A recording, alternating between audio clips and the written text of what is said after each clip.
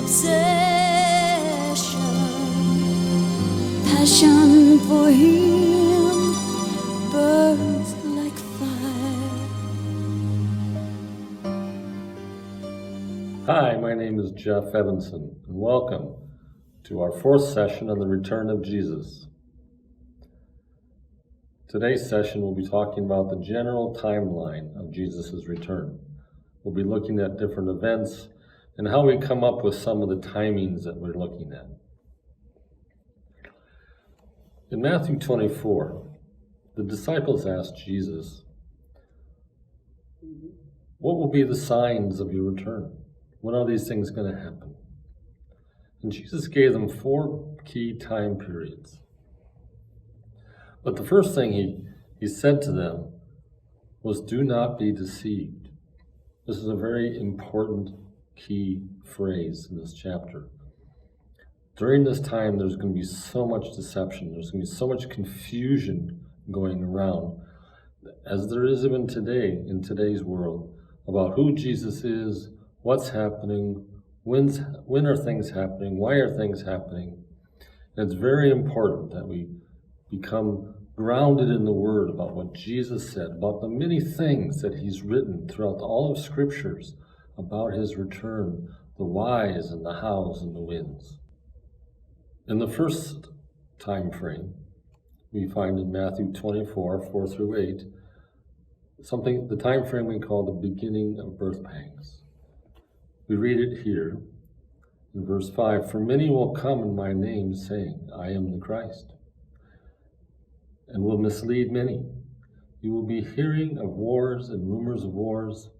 See that you are not frightened, for those things must take place, but that is not the end. For nation will rise against nation, and kingdom against kingdom.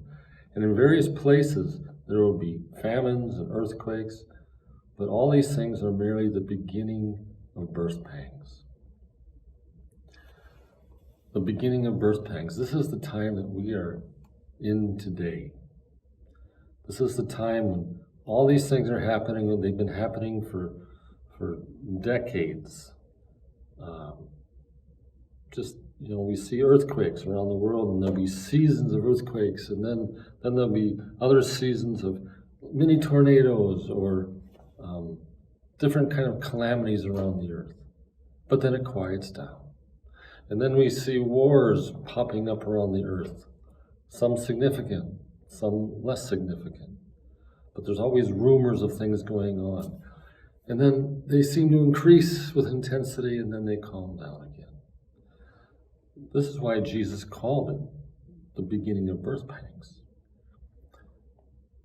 When a woman is pregnant and she's getting ready to give birth, there's a time frame when her body starts practicing. It starts, having contractions, but they're not the real thing. They're not at all close to having her go into full labor. There's a term called Braxton Hicks contractions, and they're false labor. And it's just the body practicing and getting ready to give birth down the road a ways. And Jesus talks about this time frame that we are in today in these terms, that it's just practicing. There's things happening in the earth. There's things happening around us in our cultures and in the weather and all these kinds of things that are just kind of giving us glimpses of what it's going to look like, but they're on a small scale. And one of the things that we want to look at, as mentioned in another class, is that we want to see all these things escalating together, not just the earthquakes, having a lot of earthquakes, but nothing else happening. Not just a few wars happening, but wars happening, and earthquakes, and tornadoes, and famines, and plagues, all these kinds of things starting to increase together. In today's world of COVID, a lot of people might look at COVID and say, well, this is the plagues of the end times. I don't believe so. I think COVID is a birth pang, an early birth pang of what we're going to see. One of the things that we'll be seeing as well is the increase in deception around the earth. Now that is one thing, as all the confusion, all the swirl around COVID that's going on, and this group says it's all about control, and this group says it's all about rescuing people, and this group says this, and this group says this, and people are saying, hey, we're in the fourth bowl, or we're in the sixth seal already. It's like, let's calm down. We are not there yet, okay? There's going to be a lot of confusion, and so we need to take a deep breath, go to the Word, and listen to the voice of Jesus, okay? Do not be deceived. This is just the beginnings of the birth pangs. You can see on the chart that you have available to download the timeline overall, and the beginnings of the birth pangs, many believe, started perhaps around 1948 when Israel became a nation. Possibly 1967 when Israel took control of Jerusalem. But we are in this time frame now where the contractions are increasing, and then they calm down, and then they rise up again, and then they calm down. And the closer we get to the beginning of the 7 years, the closer together these contractions will be. Okay? But right now, we're still seeing what we call a false labor. We're just in the early beginnings of the birth pangs.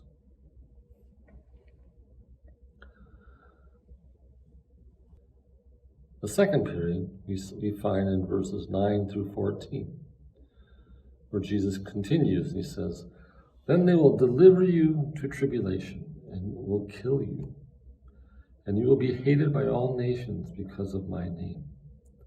At that time many will fall away and will betray one another and hate one another.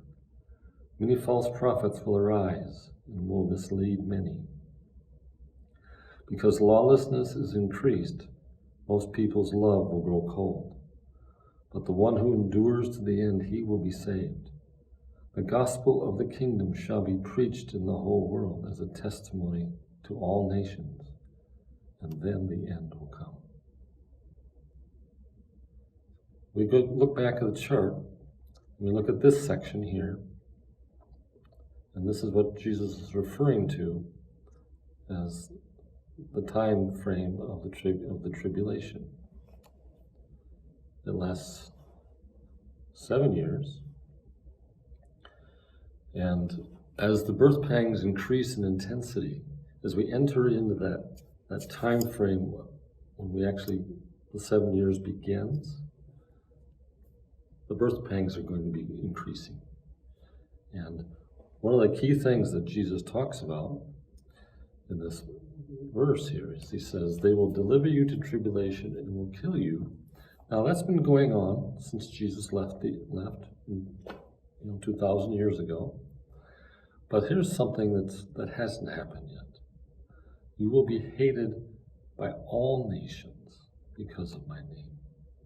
That's not true today. That's never been true throughout history. That the church has been hated, that Christians have been hated by every nation on the earth. That's going to be a very severe time for believers. And that's, as we enter into that first 3.5 years, the persecution against the church is going to escalate significantly. And it's going to escalate in every nation on the earth. There have been many nations that have been very favorable, in fact, have been quite, the nation has been based upon the gospel in some ways. America, for many years, since its founding, has been very favorable towards the church. We are starting to see that turn. This is a time to be watching what's going on. And things like this can turn quickly. And so that step into the first 3.5 years is in the future. But we need to be aware, we need to be watching what's happening so that we can know when we've stepped into it. At that time, many will fall away and betray one another and hate one another. Betrayal is going to be a very significant sign at this time.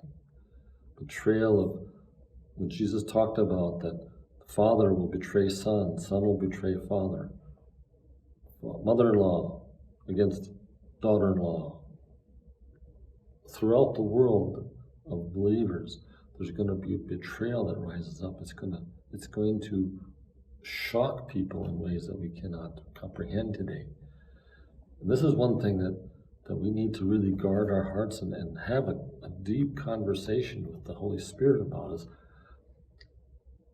people who betray you are people you trust. And the question is could I be a betrayer? How do I guard my heart? How do I walk with Jesus in such a way that I will not let my heart become one that's so offended with him that I would actually turn and betray my brothers and my sisters, my family, my other believers, and turn them over to those who are wanting to kill us. Many false prophets will arise and mislead many. Now, historically, there have been false prophets that have risen up and they've started these cults and here and there, but there's going to be something that's going to happen in this period of time that's going to far outshine what we've seen in the history. Lawlessness is going to increase, and because of lawlessness, people's love will go cold. In 2020, we saw a lot of lawlessness arise around the nation, around America.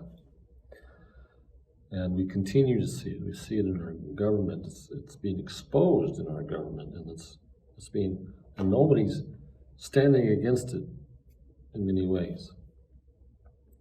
But this is just a birth pang. These are just the beginnings, because the lawlessness that's going to arise in this time is going to be so much greater than what we're seeing now. And the Lord showed me one time that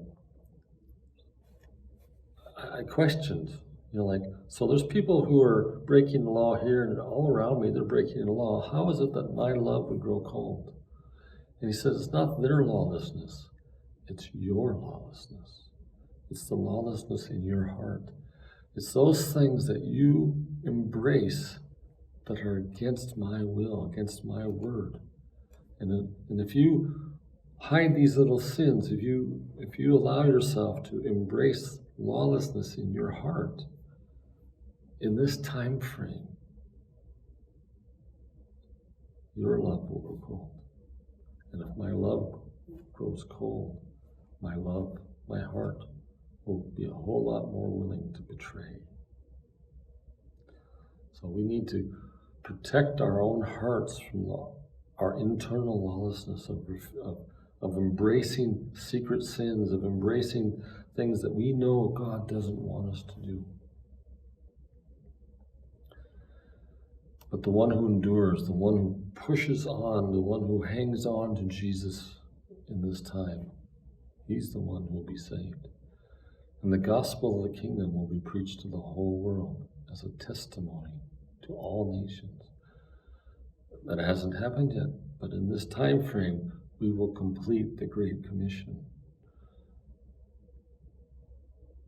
There are scattered language people groups around the globe yet, many of them in the 1040 window, that still have not heard Jesus, who still do not have the Word of God in their own language. And there are many groups working towards accomplishing that goal. And that goal will be accomplished in this time frame, because the whole world will know of Jesus by then. And then the end will come. You can see it on the chart. There's a number of things that happen in those first 3 years. There's a religious harlot Babylon that rises. That's a religious system that's all embracing. There are many ways to God. We see that today already rising up. It's not going to be new. It's just going to become very significant in this time frame. But Christians will be the one group that says, no, there's only one way to God, and his name is Jesus. And that will be offensive to the world, which is one of the reasons the world will turn on believers, because they refuse to embrace any other way to the Father but the Son. There will also be a great harvest during this time. Alongside that great falling away, there's going to be a great harvest, because the church during this time will be rising up in power. The church, in the midst of persecution, there'll be signs and wonders, and people will be getting saved and healed, and there'll be great harvest of people coming to know the Lord during this time.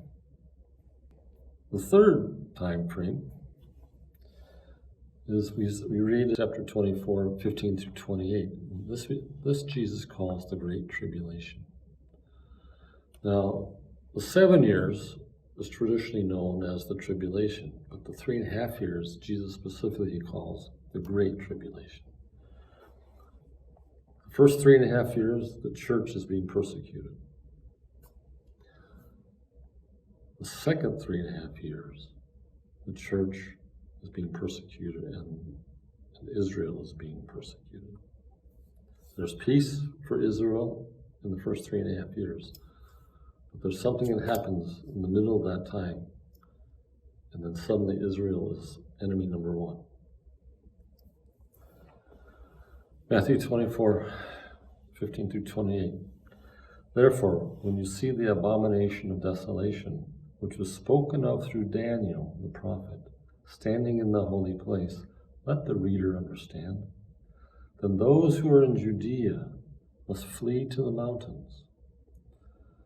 For then there will be a great tribulation, such as has not occurred since the beginning of the world until now, nor ever will be.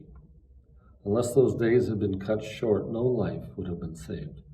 But for the sake of the elect, those days will be cut short. So in the middle of this 7-year period, at the 3.5 year mark, something happens that changes everything. And Daniel talked about this event called the Abomination of Desolation. Jesus refers to it. Some people believe that what Daniel talked about happened already, back during the time of a Roman or a Syrian king named Antiochus Epiphanes. But Jesus very clearly is saying it hasn't happened yet. It's still future. And Daniel describes this event as being a desolation that occurs in the temple, where the holy place is desecrated. When we see this, we know that we have moved into the next phase. Now, timing-wise, if we understand when the beginning of the 7 years starts, we'll be watching, we'll be ready for this 3.5 year period to happen, this abomination of desolation. But it'll be very obvious. There'll be no question what's happening. Most likely, it will be broadcast to the whole world. We'll talk about what happens during this time frame, what happens in this middle point, but from this point on, for the next 3.5 years, there's going to be great trial upon the earth. There was relative peace in the first 3.5 years for the world, not for believers, but for the world. But in the second 3.5 years, everything changes. It'll be a time of great chaos, great suffering. Jesus says, he calls it the Great Tribulation, and he says, the suffering, the things that are going to occur, the tribulation, the trial that's on the earth during this time, has not occurred since the beginning of the world until now. And it won't ever happen again after that. So when you look at the things that have happened on the earth, probably some of the worst would be like World War II with Nazi Germany, in China with Mao Zedong, in Russia, Soviet Union with Stalin. Many people, millions of people died. But this is going to be far greater, far more severe than that time. Unless those days had been cut short, no life would have been saved. But for the sake of the elect, those days will be cut short. You can see it here on the chart.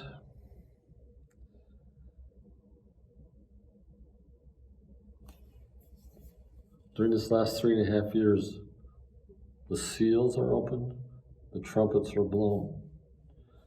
And the religion of the Antichrist rises up and replaces the harlot Babylon. He destroys her. He wants nothing to do with her. And so all these religions that talk about, we are a way to God, the Antichrist actually rises up. And this is what that abomination of desolation is. He rises up and says, I'm God.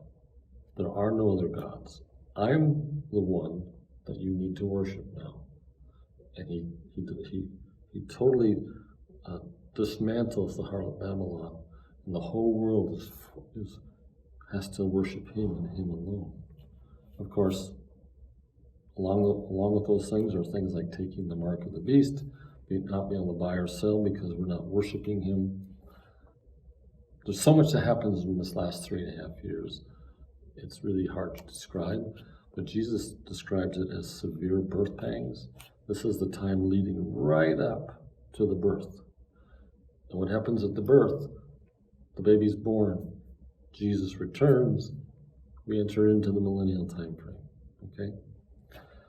But the last 3.5 years are the most severe.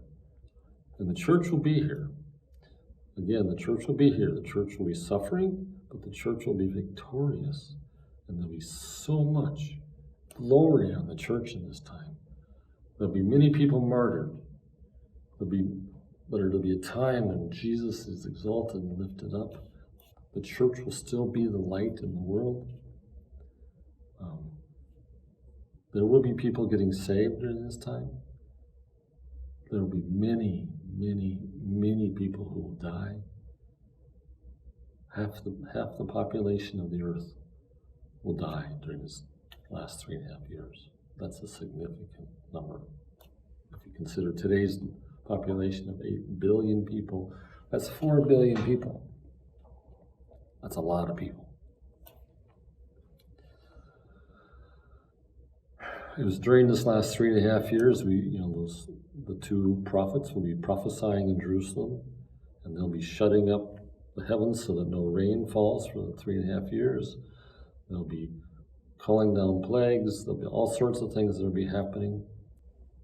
And then the fourth time frame we see in Matthew 24, 29 through 31. But immediately after the tribulation of those days, so that the 7 years has come to an end, the sun will be darkened, the moon will not give its light, and the stars will fall from the sky, and the powers of heaven will be shaken.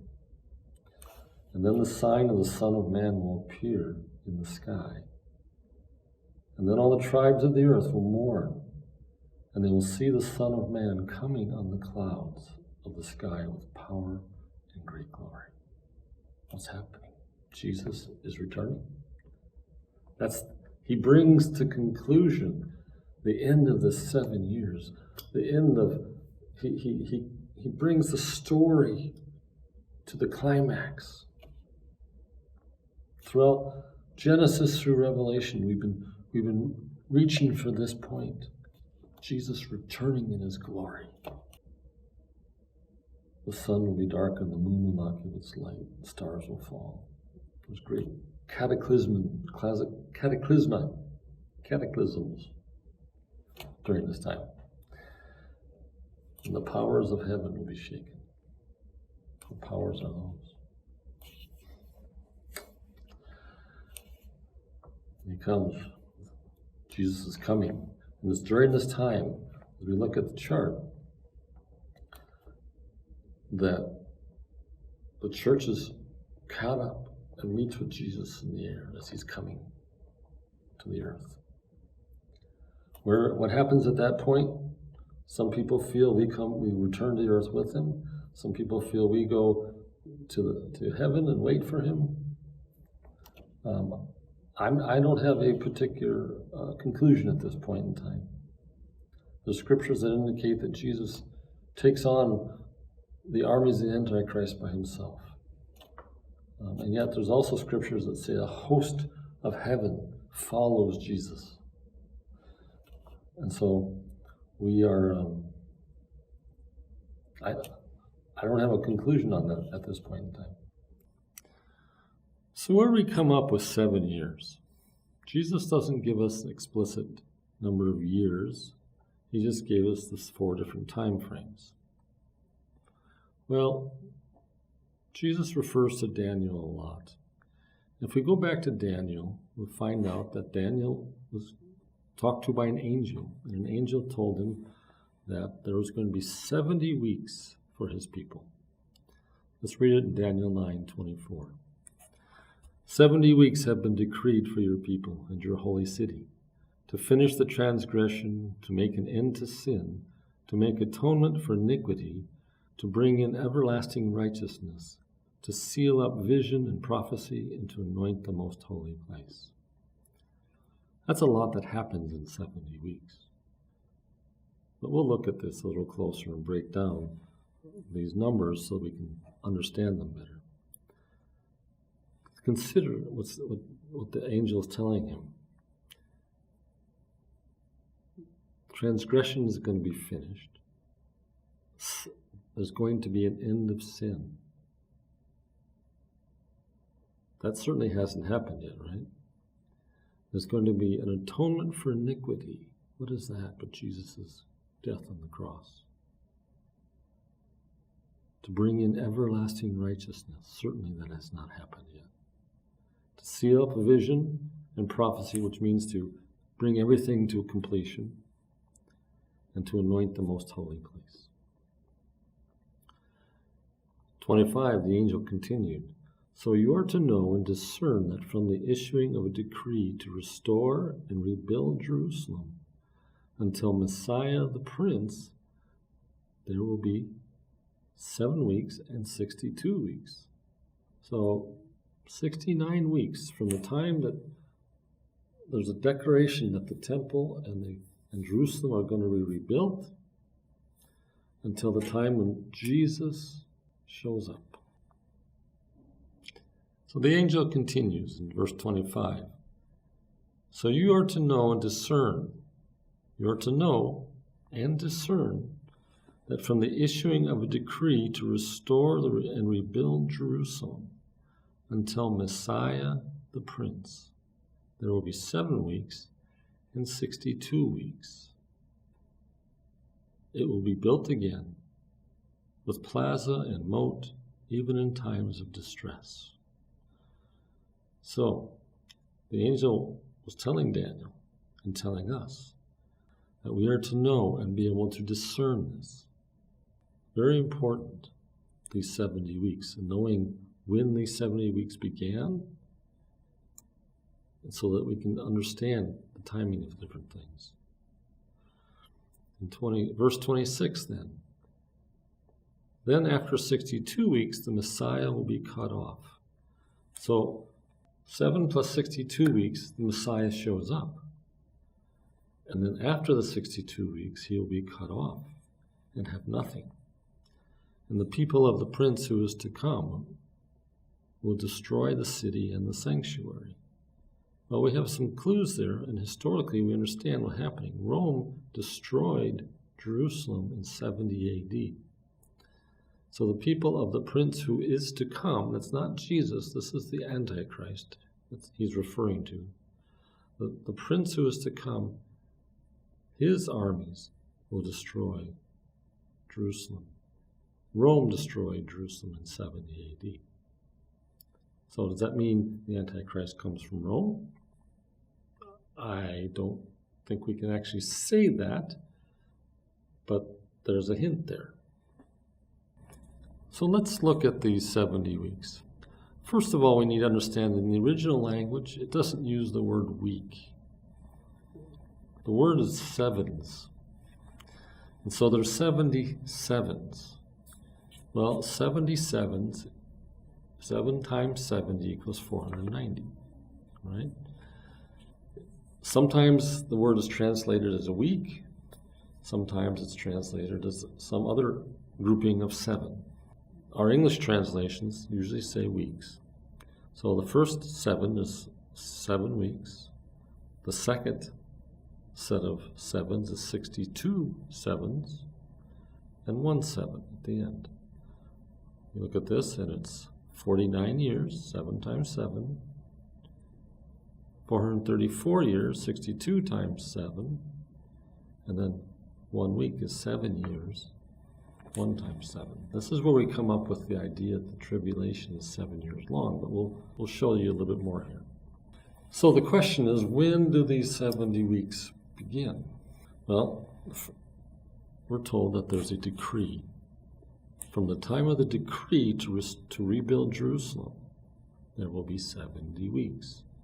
So let's look at the decrees to rebuild Jerusalem. There's actually a few of them. So it's kind of, we need to find the right ones so we can understand some timing things.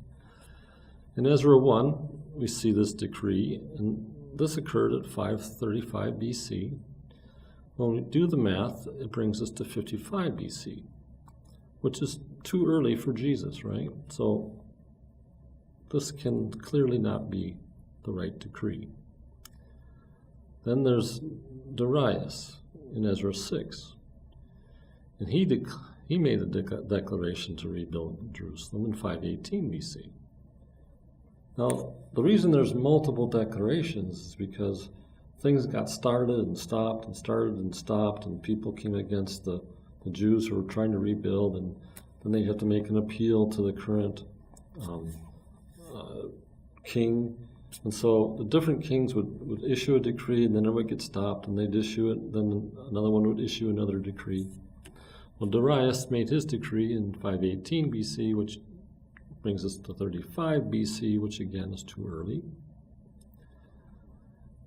Artaxerxes and Nehemiah made a decree in 455 BC, and that brings us to 38 AD, which is too late now because Jesus, by this time, is in heaven.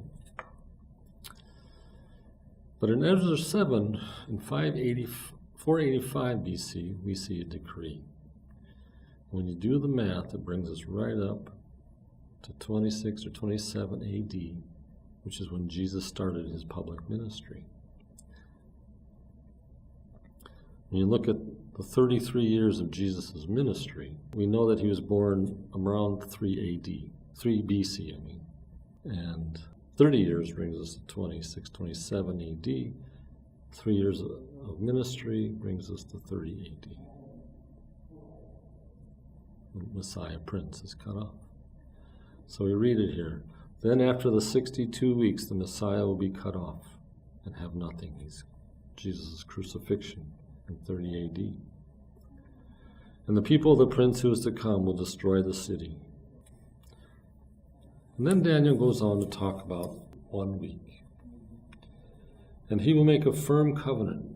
This is the prince of the people who destroyed Jerusalem. Okay? He's yet future, but his people destroyed Jerusalem. He will make a firm covenant with the many for 1 week. But in the middle of the week, he will put a stop to sacrifice and grain offering, and on the wing of abominations will come one who makes desolate, even until a complete destruction, one that is decreed, is poured out on the one who makes desolation.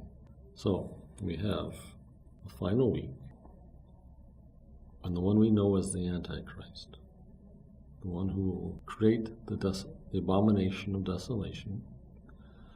He will make a firm covenant with Israel for 1 week, 7 years, a 7-year covenant. Now there's been multiple 7-year covenants that have been made in the Middle East. So a lot of people get excited. Oh, this is the covenant. Oh, this is the covenant. Now the covenant's a very important thing. So we do need to be watching for that.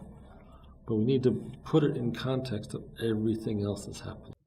So in the middle of the week, he will put a stop to the sacrifice. So he comes in to Jerusalem, desecrates the temple, declares himself God. That's the 3.5 year mark in the middle of the week. And from that point on, everything goes downhill quickly. In Daniel 12:6, Daniel's watching this happening, and there's this man who's dressed in linen who is standing above a river, the waters of a river. And he asks this question, how long will it be until the end of these wonders?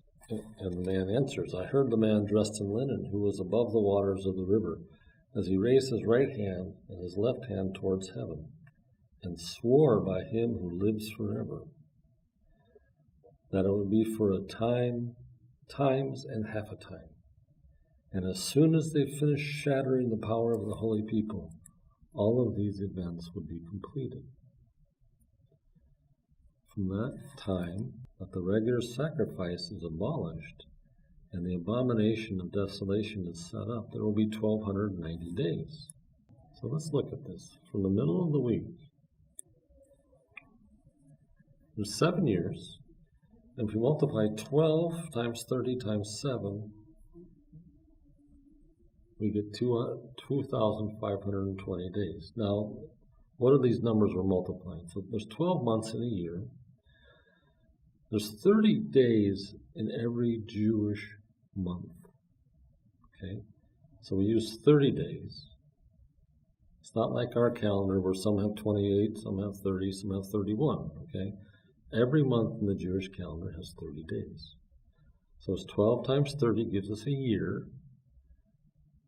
And then 7 years gives us the total number of days in 7 years. If we divide that in half, we get 1,260 days. Now, in Daniel, the angel said there'll be time, times, and half a time. We also see the same number in Revelation 12:14.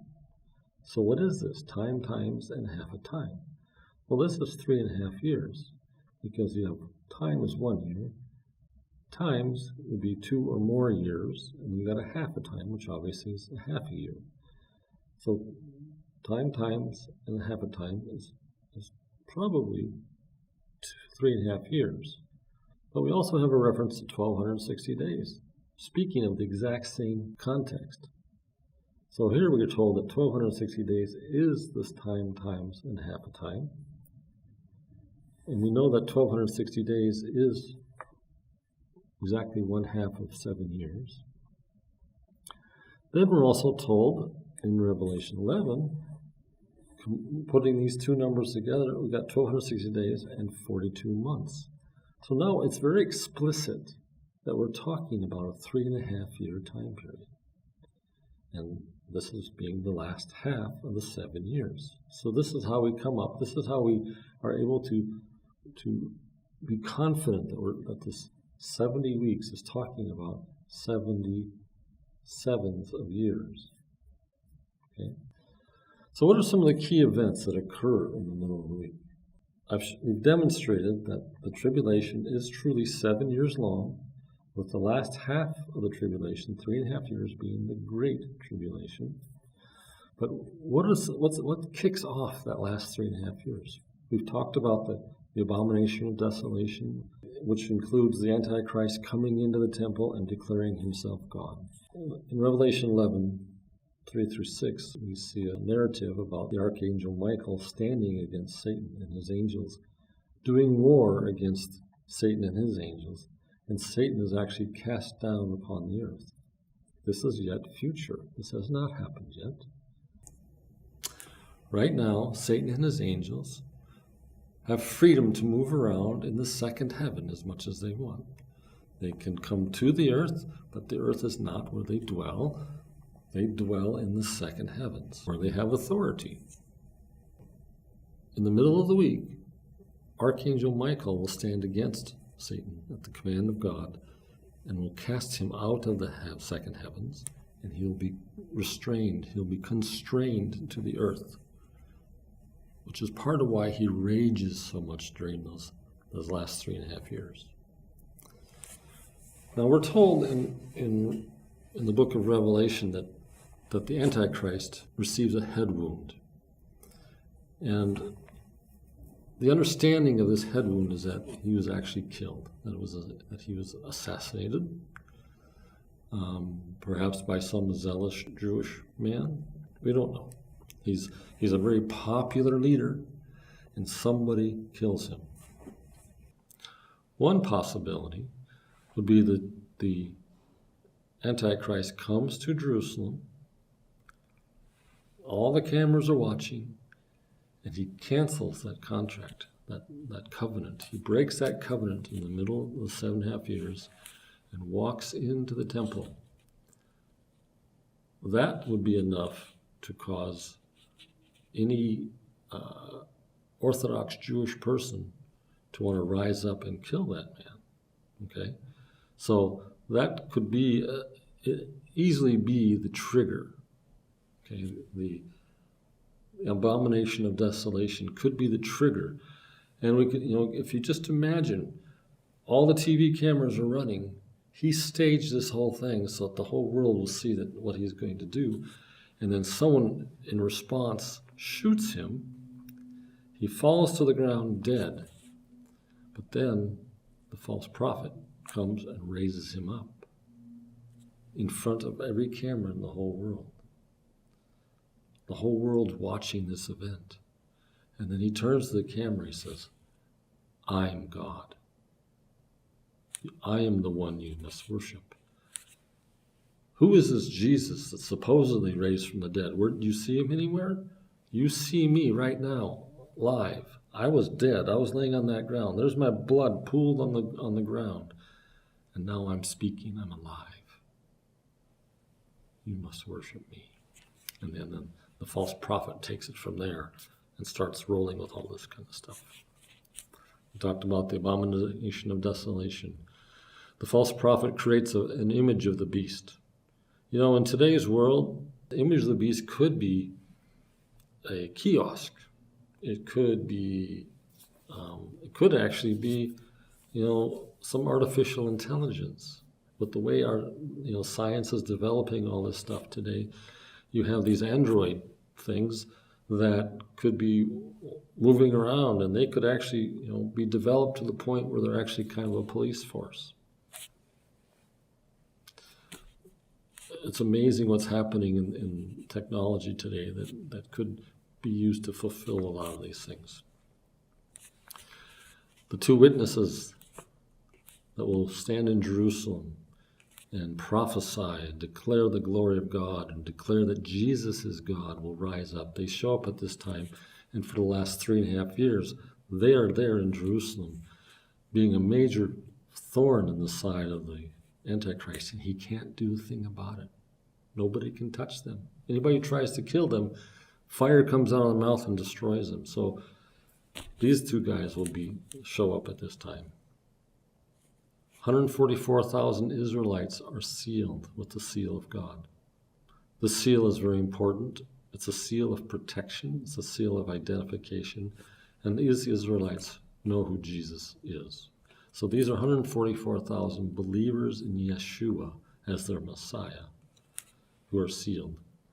And my understanding that it's not just these 144,000, but it's all believers on the earth are also sealed at this time, but there's a specific focus on these 144,000. At this time, martyrdom is going to skyrocket. It was bad in the first 3.5 years, but now that Satan is raging at this point. He's raging against Israel and he's raging against the church. And through the Antichrist, the Antichrist is actually given authority to war on the saints, war on the church, those who are believers in Jesus. And many will die. Not all of us, not even 90%, but there will be an increase in martyrdom during this time. And people will gladly give up their life rather than deny Jesus. The nations will begin to gather against Jerusalem. It's quite possible that the army of Israel at this 3.5 year mark actually rises up and drives the Antichrist out of the country. because we see him coming back later to war against Jerusalem, and he's bringing the nations against Jerusalem. But that's not until closer to the end of the 3.5 years. So the nations will begin gathering at this time, but it's a 3.5 year process to get those armies in place, partially because so much of the normal way of transportation is going to be quite disrupted. The strength of Israel will be shattered towards the end of those 3.5 years, but this 3.5 year mark triggers the beginning of that. We need to look back at Daniel 12:11, because there's a number in this verse that may be confusing. Let's read it again. From the time that the regular sacrifice is abolished and the Abomination of Desolation is set up, there will be 1,290 days. But I thought we were talking about 1,260 days. Well, let's take a look at this. So we know that this verse is talking about the middle of the week, the beginning of the last 3.5 years. And we look at the numbers, we know that that's 1,260 days, times and half a time, or 42 months, 3.5 years. But where is this extra 30 days? We don't see anything about it. Well, there's something that happens between the time Jesus returns and the time he enters Jerusalem. There's a battle going on. This is the battle for Jerusalem at this point in time.